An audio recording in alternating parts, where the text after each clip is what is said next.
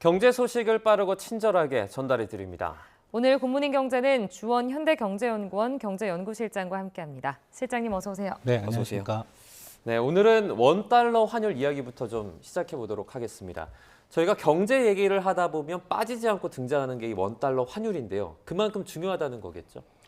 아무래도 이제 우리 원화가 국제적으로 통용되는 화폐는 아니고요. 지금 거의 모든 나라가 대부분 그렇지만 뭔가 좀 기준이 있어야 되는 환율 필요한 데가 이제 환율이거든요. 그러니까 우리 지금 세계 경제나 금융시장을 끌고 가고 있는 건 달러화이기 때문에 정확한 객관적인 지표가 이제 달러화를 기준으로 이제 매겨지는데, 그래서 이제 원달러 환율이 상당히 좀 중요하고요. 원달러 환율이 높다는 건, 그러니까 예를 들어서 뭐 어제처럼 막 장중 1,300원, 뭐 1,350원까지 올라갔다는 건 그만큼 그 나라 통화의 가치를 좀 낮게, 아주 안 좋게 보고 있는 거고, 네. 바꿔 말하면 그 나라 통화의 가치는 그 나라 경제의 어떤 건전성하고도 연결이 되어 있는 거거든요. 그만큼 한국 경제에 대해서 바깥에서의 평가가 나쁘다는 이제 그런 의미로 보시면 될 것 같습니다. 네. 지금 짚어주셨듯이 어제는 그 장중 1,350선을 돌파하면서 연고점을 돌파했거든요. 환율이 지금 이렇게 오르는 이유를 어디에 있다고 보십니까? 지금 미국의 역시 연준의 변덕스러움이라고 할까요? 그러니까 저번에 3월 FOMC 때는 사실 원달러 환율은 내려갔거든요. 예. 그러니까 FOMC하고 나온 결과를 보면 올해 3번 정도의 금리 인하를 계속 유지를 했고, 뭐 그 예상을 그랬는데, 이제 그 이후에 연준 인사들이 좀 그 3번이 아닐 수도 있다. 또 이제 시장에서 예상하는 것처럼 6월에 금리 인하가 아닐 수 있다. 이런 불확실성을 가진 멘트들을 자꾸 던져주니까 이제 상당히 뭐 채권 시장도 그렇고 환율 시장도 그렇고 좀 상당히 좀 불안정해지는 거죠. 그러니까 이런 불필요한 코멘트를 사실 할 필요는 없는데, 이제 그 사람들 입장에서도 미국 경제 지표가 생각보다 그렇게 나쁘지 않게 계속 나오고 있고, 그리고 이제 미국 물가 지표 PC도 이제 조만간 나올 텐데, 그것도 예상치보다는 약간 좀 높은 수준에서 형성될 거라는 그런 이제 기대감이 있어서, 그러니까 인플레이션을 계속 염두에 둔 그런 이제 매파적인 발언들을 하다 보니까 이제 원달러 환율이 올라간 걸로 생각이 됩니다. 네, 이제 일각에서는 이 환율의 상단을 1,380원까지 열어둬야 된다, 이런 목소리도 나오고 있습니다. 실장님께서는 뭐 비슷하게 전망하십니까? 지금 이제 1,350원 밑에 있긴 한데, 이게 중요한 게 4월 달이 좀 중요합니다. 그러니까 작년 4월 달 같은 경우는 배당 소득 관련된 수지에서 적자가 크게 났거든요. 네. 원래 그게 흑자가 나야 되는 부분인데, 왜냐하면 이제 4월 같은 경우는 이제 뭐 3월 결산이 보통 글로벌 회사들이 3월 결산으로 끝나고, 거기서 남은 이제 이익을 가지고 배당을 하는데, 이제 우리나라에 들어온 이제 외국 기업들은 그 배당을 주기 위해서는 우리나라 안에서 이제 벌어들인 수익을 가져 나가야 되거든요. 그렇게 되면 이제 달러가 유출되는. 그러니까 4월 같은 경우는 전통적으로 그럴 가능성이 좀 있어요. 그러니까 어떤 시장의 수급 상황, 뭐 미 연준의 어떤 변덕스러움보다는 4월에는 우리나라 자체의 수급 상황 때문에 그럴 수 있는데, 작년 같은 경우는 그랬는데, 이제 과거 한 10년 통계를 보면 그때 원달러 환율을 이제 3월과 4월을 비교를 해봤을 때 한 14년 정도의 통계를 보면 한 7번은 환율이 떨어졌었고, 네. 7번은 또 환율이 올랐습니다. 그러니까 배당 소득 부분에서는 분명히 빠져나가는 부분이 있는데, 그때 이제 우리나라 수출 경기가 좋았던 해는 그걸 이제 커버를 하면서 원달러 환율이 오히려 떨어지는 경우도 있었거든요. 근데 지금 최근에 우리 수출이 비교적 좀 잘 되고 있죠. 아직까지 뭐 본격적인 회복이라고 말하기는 어렵지만, 반도체를 중심으로 해서 좀 어느 정도 좀 잘 되고 있는 부분이 있어서, 그렇게 저는 개인적으로 원달러 환율이 지금보다는 많이 오를 것 같지는 않지만, 근데 다른 어떤 금융시장, 뭐 주식이나 채권보다 환율 시장의 특징은 뭐냐면, 한번 올라가거나 내려가는 추세가 형성되면 좀 길게 가는 경향이 있습니다. 네. 그러니까 한 며칠 동안의 추세가 올라가는 방향이기 때문에 위쪽으로 더 올라갈 가능성은 있다고 생각이 되고요. 다만 시장에서 생각하는 것처럼 그렇게까지는 저는 개인적으로는 보고 있지 않고 있습니다. 네. 그러니까 추세가 좀 길게 간다고 말씀하셨는데 그럼 원달러 환율이 오르거나 내리면 일단 어떤 일이 좀 발생하는 거고 이 환율이 좀 떨어지면 손해를 본다 이렇게 생각할 수도 있는 건가요?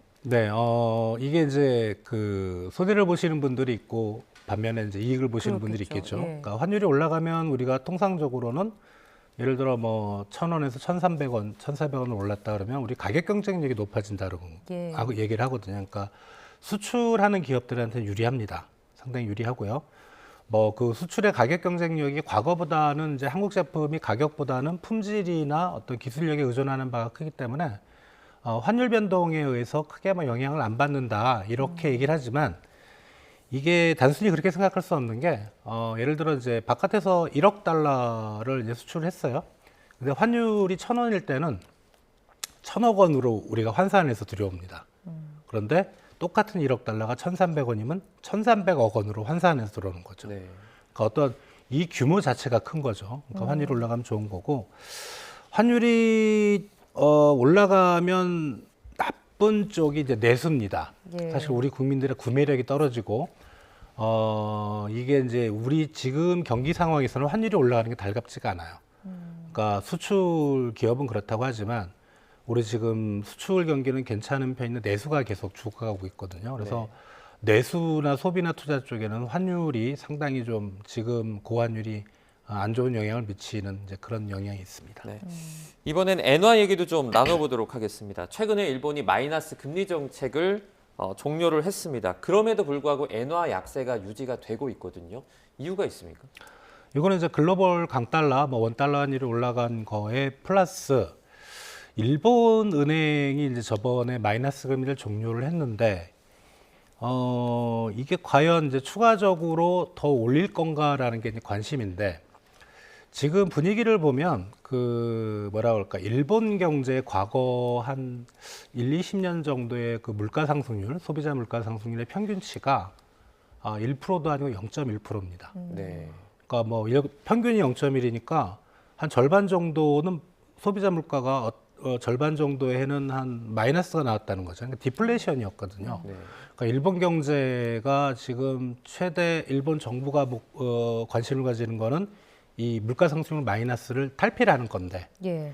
최근에 이제 소비자 물가 상승률이 꽤 올랐습니다. 올랐고요. 지금은 2%대인데 아마 재작년 여름부터 작년 한 가을까지 1년 넘게 3%대 이상을 유지를 했었어요. 월간으로 보면.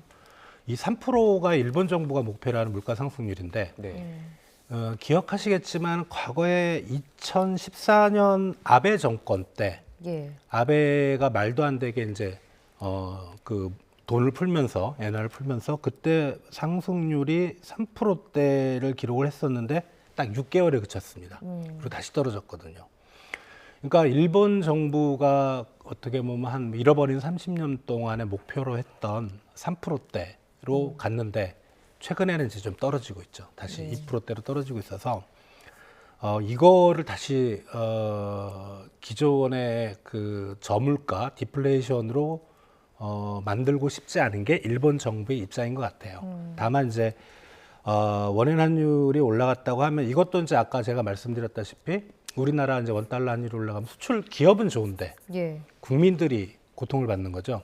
일본도 마찬가지입니다. 그러니까 네. 수입 물가가 오르고 뭐 외국인 관광객들은 엔화가 싸기 때문에 일본으로 많이 관광을 오지만 일본 사람들은 해외여행 지금 엄두도 못 내고 있어요. 그런 걸 생각해 볼 때 일본 정부에서 이제 액션은 취하는 거죠. 뭐 일본의 재무성 금융청, 그다음에 우리나라 지금 한국은행격인 일본은행, BOJ가 모여서 이거는 이제 뭐 모든 수단과 방법을 동원해서 이제 과도하게 올라가는 걸 막겠다고 일종의 언론 플레이를 하는데 제가 보기에는 그건 쇼 같고 네. 예.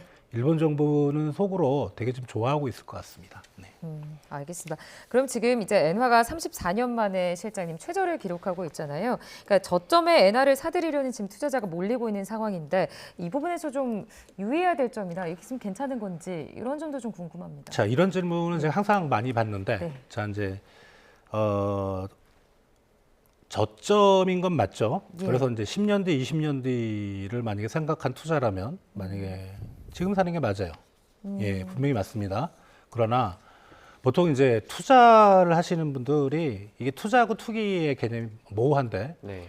일단 이제 뭐 개인적인 기준으로 투기라 그러면 몇 달을 본다든가 뭐 몇 주를 본다든가 며칠을 본다든가 예. 그런 거 플러스 만약에 이제 대출을 받아서 한다.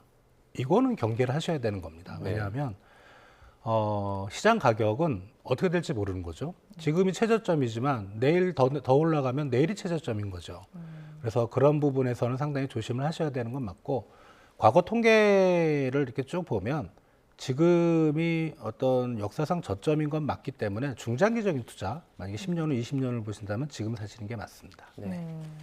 어쨌든 핵심은 좀 대출 투자 같은 경우는 최대한 삼가라 이렇게 좀 이해를 하도록. 예, 뭐 부동산도 그렇고요. 영끌은 위험하죠. 예, 단기적인 변동에 따라서 파산이 될 수 있는 부분이니까 네. 그런 거는 조심들 하셔야 될 것 같습니다. 네, 알겠습니다. 다음 주제로 넘어가 보겠습니다.